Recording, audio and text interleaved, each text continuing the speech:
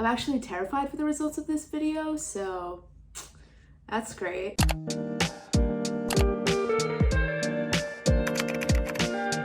A few weeks ago, my therapist told me that she thinks that my relationship issues might be due to some internalized misogyny. So today I was inspired by a YouTuber that I saw do this same thing, and I'm going to be dissecting whether or not I'm a pick-me girl and whether or not I got some internalized misogyny in this brain. I think that everyone sort of has internalized misogyny just due to the fact that we live in a society that just trains us this way. So my guess would be that I'm going to have a moderate amount.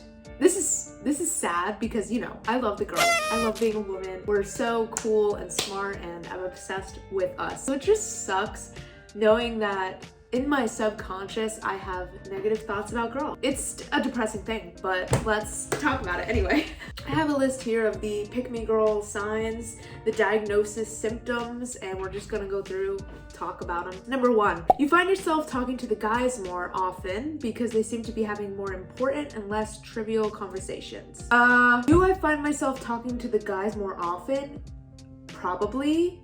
No, that's not even entirely true.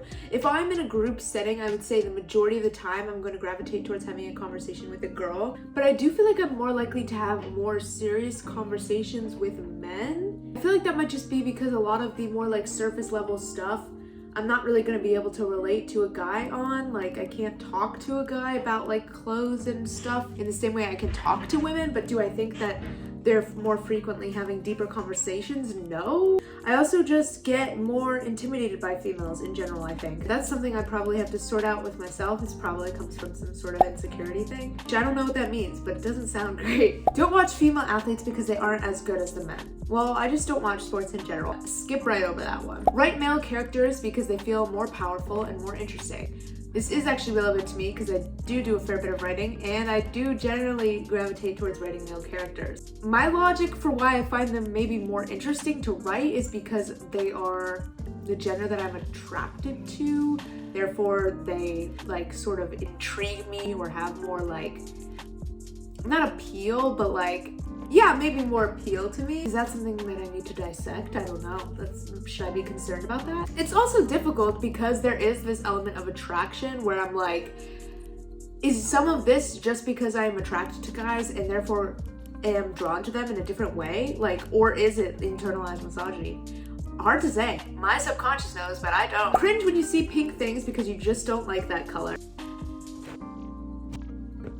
Okay, but the thing about that is, up until so recently, I did not like pink, and I actively avoided it, and I had some weird pride around the fact that I wore like mostly black, and I like was not like the other basic girl. That is something that makes me want to throw up on myself because what the fuck was I doing? I'm actually upset with how much I used to just not like femininity, traditional femininity. Now I fully indulge in the pink and the flowers and all the pretty shit. But for so long I felt like I considered myself more masculine. I would like dress more masculine. I'd wear a lot of like dress shirts and stuff. Not wanting to be overly girly or preppy or like excitable.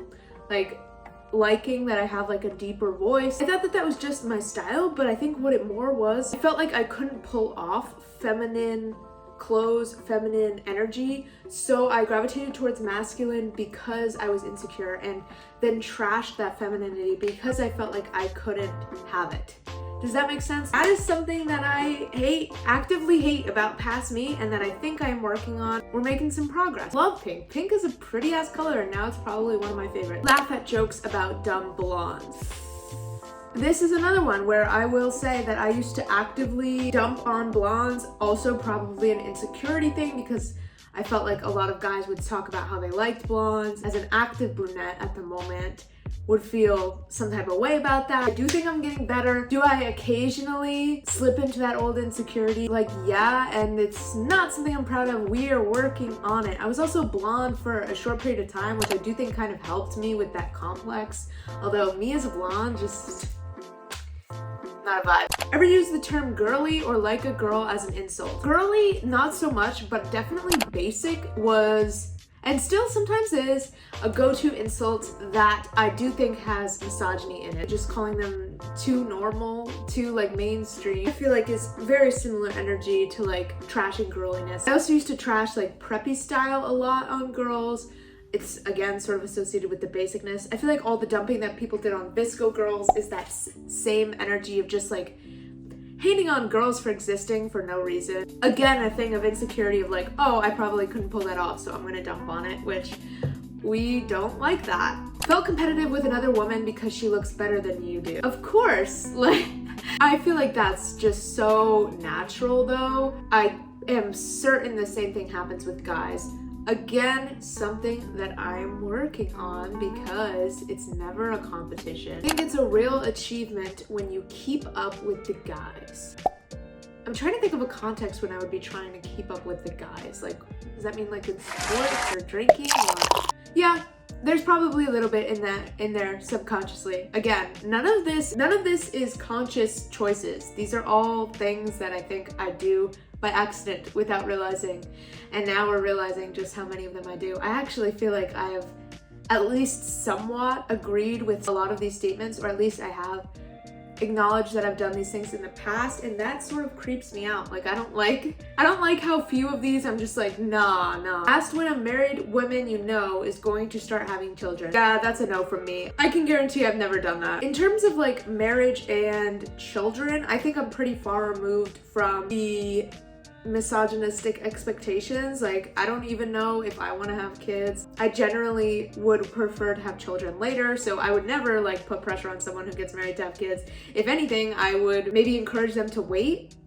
Is that problematic too though? I don't know. Imagined a world in which men and women were equals, where equality just means that women are more like men.